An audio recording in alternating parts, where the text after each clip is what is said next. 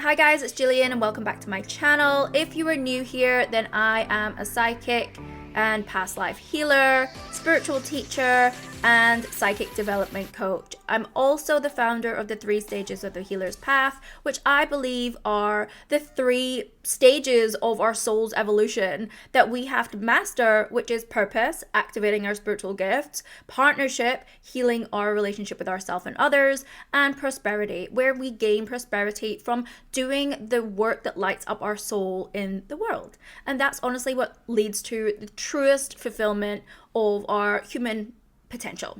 And that is what I teach my clients. That is what I'm here to do. That is what I'm here to share in the world. And in today's episode, we are going to talk about mediumship. So going on to the purpose, going on to activating those spiritual gifts, and talking about how I realized that I had the gift of mediumship. I'm also going to give you some really great tools and tips so that you can start communicating with your passed on loved ones and receiving the beautiful signs that they are always leaving for us. I'm also going to share the different ways that I receive my information when I am connecting and channeling with a passed on loved one for one of my clients. So I just want to preface that not every psychic has mediumship abilities. So not every psychic has mediumship abilities, but every medium has the ability to tune and access information psychically through their clairs, so clairsentient, clairvoyance, etc., through their psychic senses. Now, there are like the full-on mediums that would class themselves just as mediums. And, you know, like the Teresa Caputos of this world, if you know who she is, shout out, love you. She's like a big TV personality over in the States. And my friend Liam always says that that is going to be me when I'm a few years older. I don't mind that. I'm happy with that. She's wicked.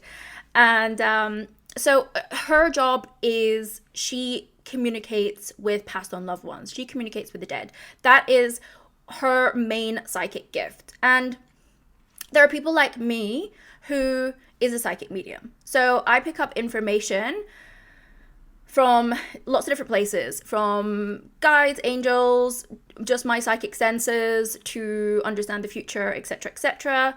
But I also can pick up ancestors and pass on loved ones as well. Now, whilst I don't just purely do mediumship readings, because that's not like what Teresa Caputo does, like that's her thing. I have access to lots of different information from different places. And as a manifesting generator, I like to access lots of different levels of information from different places because every client needs something different.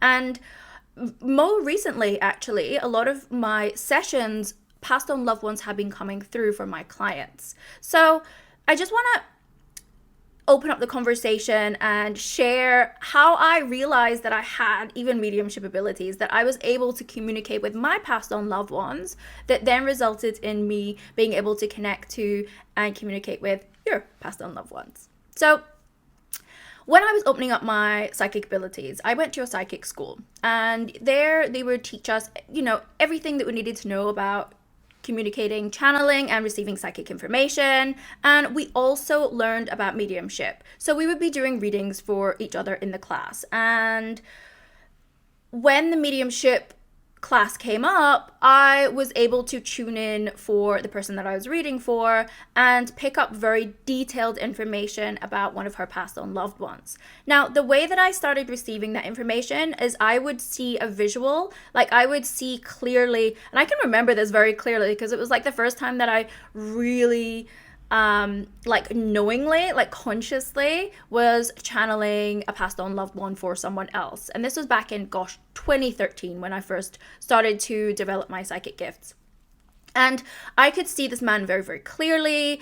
I could hear him speak, but it was in my head, so I could hear voices in my head, but it was my voice. It wasn't in a certain tone. It was coming through as words that I was able to relay through me from him. I also, as I said, could see him very, very clearly, so I could describe what he looked like. I was also able to feel into what kind of relation he was. So I would just get this feeling or just like a knowing that it was like an uncle, or I was like, it feels like an uncle. It didn't feel like a granddad or something like that. It would feel like an uncle. So again, I was able to use all of my different psychic senses to be able to tune in and give an understanding and a reading of, one, what the message was that was coming through for the person I was reading for, but also to give like a physical description and an understanding of what they looked like, what kind of relationship they were to that person, so that there was validation there. Because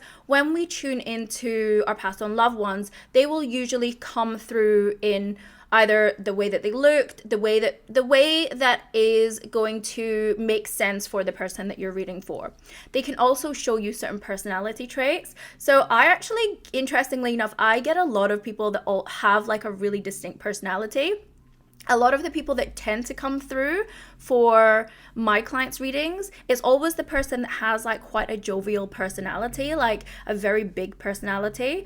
And whether that is because I love to laugh and I have this kind of like fun-esque element to myself as well, I don't know. That's why I get a lot of guides like that too. So I don't know. I think that's just something that resonates with my personality, and therefore they resonate with my energy. And those are the people that maybe are more inclined to come through. So I recently read for one of my clients, and she was really shocked that this person came through, and her mom apparently had lots of different readings, and this person had never ever come through in all of these readings. So she was very happy to tell her mom that this particular person was coming through. And yes, he had this very distinct sense of humor, and yeah, maybe it's a bit of a dark or like an edgy sense of humor, but yeah, I seem to get a lot of like the family members that have that, which is cool, because I vibe those types of energies anyway. So going back to the first time that I was actually channeling for a passed on loved one, those were all the ways that I was receiving information to validate this person that was coming through. Now, I mentioned this in a previous episode, but I actually went away from class that week, and my foot was just on fire. It was just burning for no reason. And we had weekly classes, so it was every Thursday night. I remember it distinctly, even though it was a very, very long time ago. And I went back the next week and I spoke to my teacher and I said, listen, since last week, I've just had this like burning sensation in my foot, and it's like, it's really annoying and I don't know what it is and I don't know where it's come from. Transpired that the energy actually hadn't been cleared. I hadn't cleared the energy from like fully disconnecting from the loved one that I was channeling. So I was still getting the symptoms of how they died, which was in a fire. And this is one of the reasons that I've created my Rebel Psychic School, because when I was first learning psychic development, they taught us how to connect and channel information, but there was nothing around energetic protection, energetic clearing, how to manage your energy, how to protect from psychic attack. All of the things that I now know after all of these years and having studied energy healing and 11 different modalities, that I know is so, so vital when we start working with spirit. When we start connecting and channeling and communicating with other entities and energies, when we start raising our vibration and becoming a source of light, when we become more sensitive to energy, we need the proper tools to be able to clear and protect our energy. It is just so vital, because this is why a lot of people also don't open their spiritual gifts, because they're actually afraid that they're going to be overwhelmed or bombarded by energies that they cannot control and are going to really affect them. And this can happen, and I don't want to scare you guys, because it can happen. And this is why it's been so vital that in creating my Rebel Psychic School program, that I have all of these elements in there. I have not only clearing and protecting your energy, but also clearing your psychic blocks, because we have all these different fears and beliefs that have come from many different places that are stopping you from fully opening up your gifts, because it is amazing to fully open your gifts, because once your psychic and spiritual gifts are open, that then you can find your purpose through that. You can do your soul work. And if you're called to this, then there is a reason that you're called to this. So yes, very important, guys. Very, very important. And if you want to know more about my Rebel Psychic School, all the details will be below anyway. And we are going into opening of the next enrollment very, very soon. So those are the ways that I was picking up information when I first started to open my psychic gifts. And I'm like, oh my God, I have mediumship gifts as well. And then things just started to like make sense for me because I've always had these gifts and I never realized that's what they were. I had, since I was very, very small, so I'm talking like 4 years old, my mum's mum passed away when I was 4. And I would always have these like milliseconds of feeling. And I remember this through all of my childhood. And it would be specifically on my stairs in my parents' house, and also looking out of my parents' house, my bedroom window. And this would happen maybe every like few years or something. It wasn't like a regular occurrence. But I just got this like millisecond of feeling that was so unexplainable to me as a child. It was like this knowing, this deep knowing that there was just something more to me and more to life, and just it was just the most expansive feeling. Again, I had no words for it. I didn't know what it meant at that point, but it was just such an incredible feeling that I remembered that for all of my life. And I just knew in some way that it was my gran. Even though I was 4 when she died and I didn't know her, there was always a picture of her on my windowsill, of course, where I looked out of the window. And I just always knew it was her, even though, again, as such a young child, you just have no logic to comprehend or make any understanding of that. So I realized, I was like, oh my God, I was feeling, and I had a deep knowing, a deep knowing that that was my gran. I was feeling her. I was feeling this feeling, and it was her. And then it wasn't until I was 19 when my best friend in the world, best friend since I was 5, passed away tragically. And I mentioned this in one of my very first episodes of how I know that I was saved from watching and seeing this tragic event happen from my guides. Again, I didn't know it was my guides at the time, but I was supposed to give you some context. It was New Year's Eve. There was like a big street party in Edinburgh. I'm originally from Scotland, and all of my friends were going. I was 19. I was a party girl, right? So we were all supposed to be out on this massive street party. It's such a huge event, Hogmanay, if you have ever heard of it. People come from all around the world. All the streets are closed. There's fireworks. There are just thousands and thousands of revelers on the street, and it's just like this big, massive party. And obviously the weather in Scotland is not great, right? So it was raining, it was snowing. And for some reason, I just had this deep knowing. This is called claircognizance, guys. So if you recognize this, if you all ever have like this just knowing, then this is one of your psychic gifts. It's a clear knowing. Like there's no logic to it. You just know something to be true. And I had this knowing that I was not supposed to go. And obviously all of my friends were there. My parents were out partying. My brother was out partying. And there was me at 19 years old, party girl, in my house. When all of my friends were out celebrating, I'd spoken to them on the phone that night. I'd spoken to my friend that actually passed that night. And she was like, I'm so like sad that you're not coming, but you know, hopefully you feel better. I just said like, I just wasn't feeling okay. And just before midnight, I looked out of the bedroom window where I used to get this feeling. I looked out of the bedroom window, and in the front of my parents' house, it's just all beautiful grass and trees, and it's like a beautiful scene. And I just started bawling. Like just, you know, that like painful cry, just the most pain that you can think. I was just crying out of nowhere.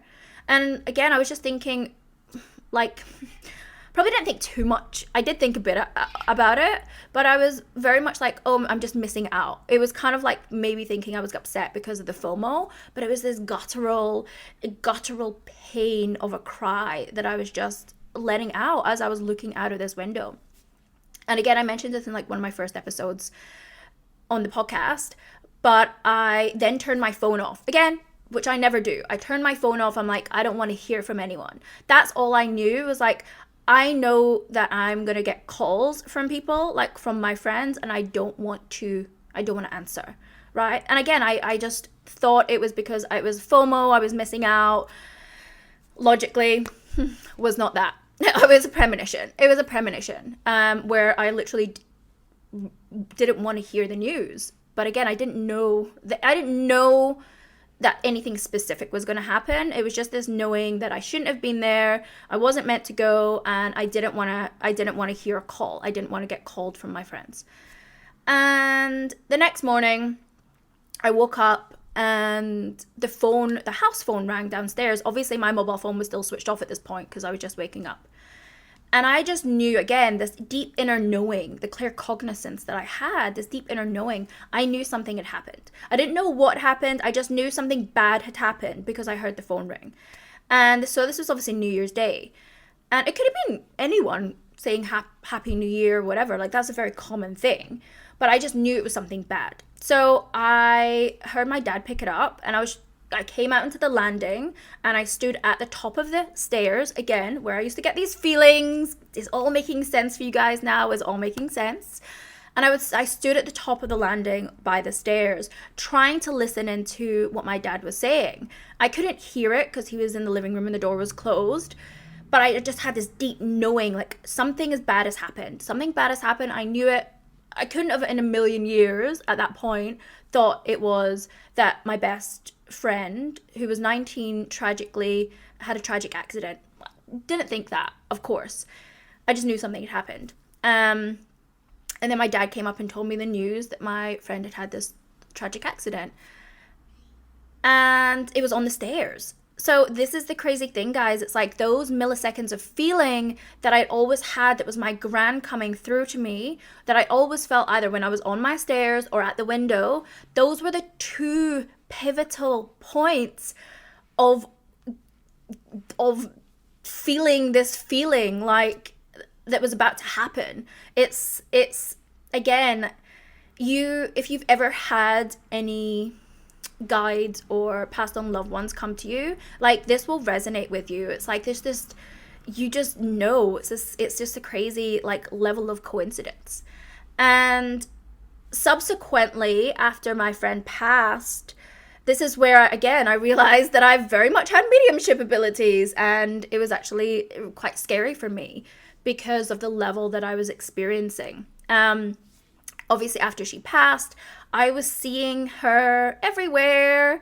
And so I just want to again preface that a lot of mediums or psychics, we will see images and memories and symbols in our mind's eye. So in our inner eye, it's very rare that we will see anything outside. So like in our physical reality, you know, I've seen like shapes and I've seen shadows and stuff before, like in my visceral reality, but a lot of the imagery and the way that the clairvoyance comes through for most people anyway is in your mind's eye. So I can deal with like the images and stuff coming through in my mind's eye, but it's when you start to see things out in your physical reality, like this is fairly rare from what I understand.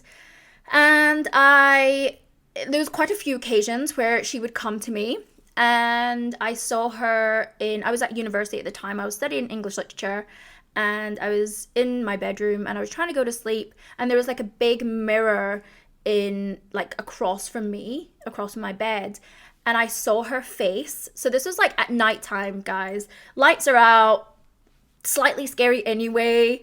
And I literally saw her face, her whole face in the mirror. I wasn't asleep. I was like fully awake, but in that place where, you know, like that moment of where you're trying to get to sleep. So it's that moment of like awakening to sleep. I could see her face clear as day in this mirror.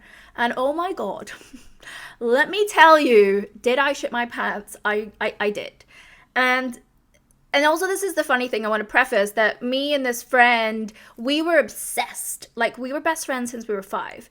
We were obsessed with psychics, anything paranormal, the X-Files. We loved to scare each other. Like, that was our thing. Like, when we would have sleepovers, me and her would orchestrate to scare our other friends. Like, it was just the funniest thing. We would even get her brother involved, her little brother involved, to like set the patio on fire and stuff. Like, and then we would just play along with it, like, oh, we're scared, but we weren't. We were like so in it. We were obsessed with the X-Files. They got a new family cat, and because I was pretty much like their adopted child, I just infiltrated myself into her family. It's just because I'd known them for such a long time. I was like, the sister or the daughter they never really wanted, but I was there. And they let me name their cat, which was great. Obviously now I have cats, but I didn't have any animals of my own, so I would always go over to their house and they would always have dogs and cats and guinea pigs, and I just loved it because I love animals. And I named their cat Mulder. So if anyone knows like old school X-Files, Mulder was one of the main characters. So the cat that I named was called Mulder. So again, you can just see we were like obsessed with all things paranormal and psychic. And interestingly, before she'd passed, she gave me tarot cards and spray to help me sleep, which again, all makes sense now, many, many years later. But yeah, so she was basically showing up once she'd passed over. She was showing me signs that she was there and she was present. And I saw her, as I said, in the mirror when I was trying to go to sleep. Terrifying. Could I sleep? Absolutely not. Was paralyzed. Doesn't sound great. I also like had a feeling that she was just there. When I went home to my parents' house, I had like a photograph of me and her and maybe some of our other friends from school that was literally, the photo in the frame was flipped over. So like the image was flipped around so you couldn't see the image. And my mom came in and she was like, why have you done that to the photo? And I was like, I haven't. I've literally just got back from uni. I have not touched it. So there's like all these weird signs that she was, one, trying to scare me because she probably thought that was really funny, and just showing up and showing me that she was there. I also saw her a lot in my dreams, obviously when I did get to sleep. And then I saw her in a balloon. Now that sounds very random, but me and her, like all of her closest friends, you know, weeks or months after she passed, we all went out for dinner just to like get together and celebrate. And in this particular restaurant, they had helium balloons. And me being me, I obviously started doing the helium balloon, like, you know, voice. I obviously opened a balloon and started sucking it and then made the helium balloon voice. And then for some reason, I took one of the balloons home with me. So I took it in the car and then I just like left it in my room. And this particular night, I woke up at maybe 3 a.m. And this balloon, which was like at the bottom of my room, no joke of a lie, floated towards me slowly with her face on it. Like, again, this wasn't a dream. I had distinctly woken up and her face was on this balloon, like slowly floating towards me. I mean, again, I was paralyzed in my bed, guys. Like, I was so scared. And then I just had to get to this point where I started to communicate with her. And I was like, it was a mix of feeling that I had. I was like actually so proud. I felt so privileged that she was coming to me to share herself, to let me know that she was okay. Like, because when I started communicating with her, it's like I just had this feeling like that's what she was doing. She was communicating with me. She was showing me that she was okay and I didn't have to worry. And I actually held a lot of guilt about not being there that night. And all my other friends were there. So I felt a bit like, it sounds crazy, but I felt left out. Even though I know I was being saved from seeing what had happened, because that really would have messed me up, I'm sure. I felt, this is why I felt so privileged and proud and like important in a way that she was coming to me to like tell me that she was okay. But also at the same time, I was really scared.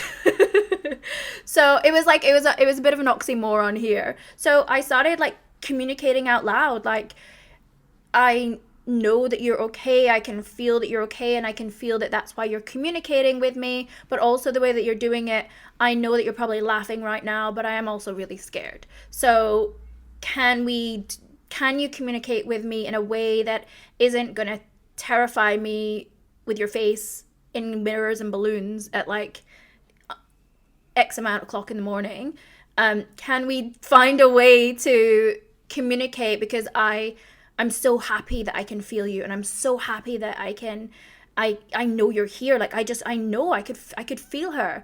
And And yeah, from that, after that, there was no more like freaky faces and things. It was just me feeling her and just a deep knowing that she was there. It was like this resonance of feeling. So again, if you've had these experiences, you're gonna be like, oh yeah, I get that fully. And then, so again, looking back, when I started opening up my psychic abilities many years later, I looked back on my previous experience in life, and I was like, oh my God, like, of course, like, I've had these experiences. And obviously my friend had passed for years later. I would always feel her at different points. Like, yeah, I would be watching like Most Haunted. Does anyone know what that is? So it was like this show that used to be on. God, this must have been 2010, 2011. So a very long time ago, guys. And I would sit and watch this show like at night. This is like, God, yeah, again, long time ago. My boyfriend was at work at that point, and we were in with we had a staffy at that point, a dog, and I would just watch in bed this like Most Haunted program. I think the presenter was called Yvette Fielding. So if anyone can go find that on like YouTube or something, go watch it. I don't think it's on anymore. But yeah, I was obsessed with this, like Most Haunted. And when I was watching that, I would always like feel her, and I just knew she was there. And it's like, I know she's guiding me. I know she's a guide. I know she is there to support me. Like, I always just had this feeling and this knowing that that was what she was here for, and that's what she was meant to do.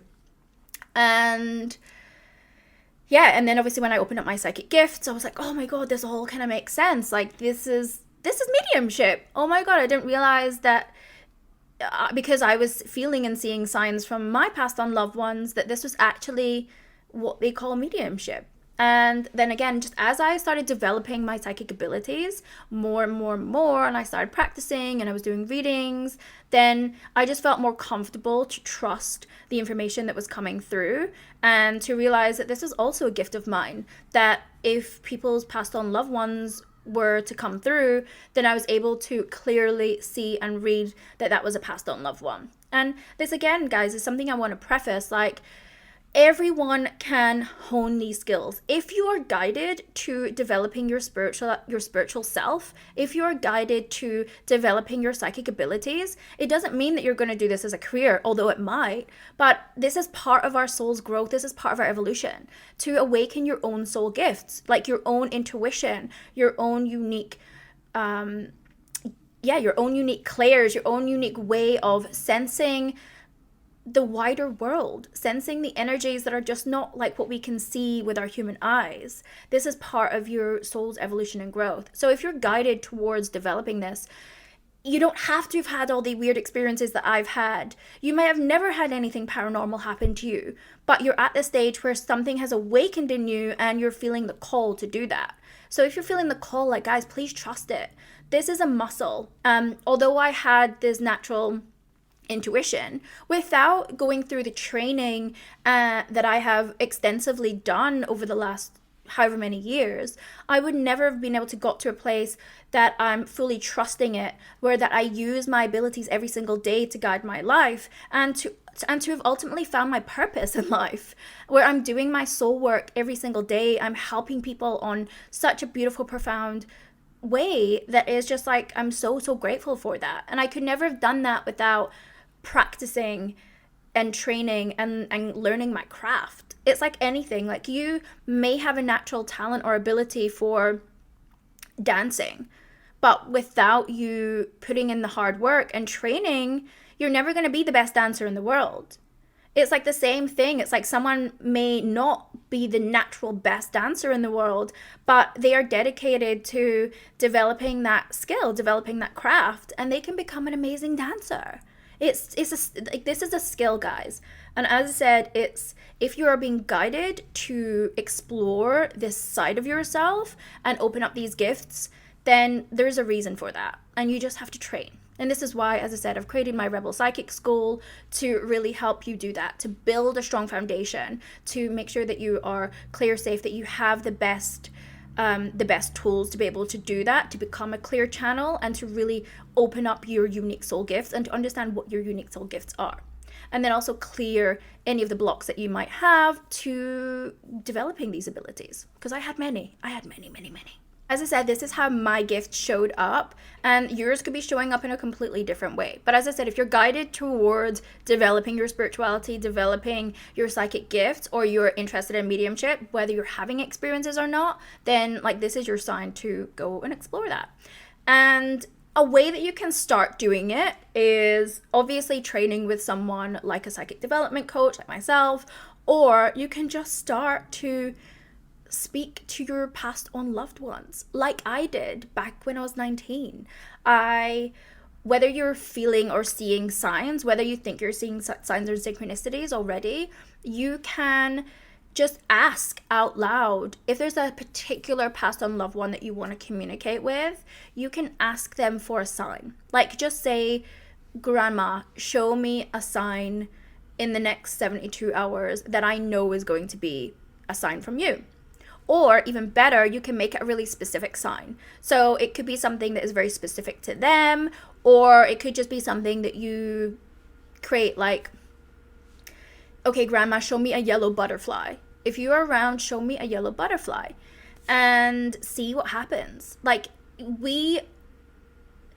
Spirit cannot interfere with our life. They are there to support us all the time. They're always there. But they cannot interfere. We have to ask. We have to be the ones that are building that relationship with them, that are ultimately making the first move. Just think of it like dating. You know, we are having to make the first move and ask them out for a drink.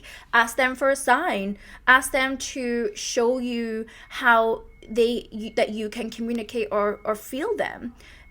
You can also journal this out and ask the questions in writing, and then just allow your pen to flow and see if you get any messages there. But yeah, as I said, you can do this today, guys, you know, without even going through any particular mediumship or psychic development training. You can start to communicate with your passed on loved ones because they are there to show you signs all the time.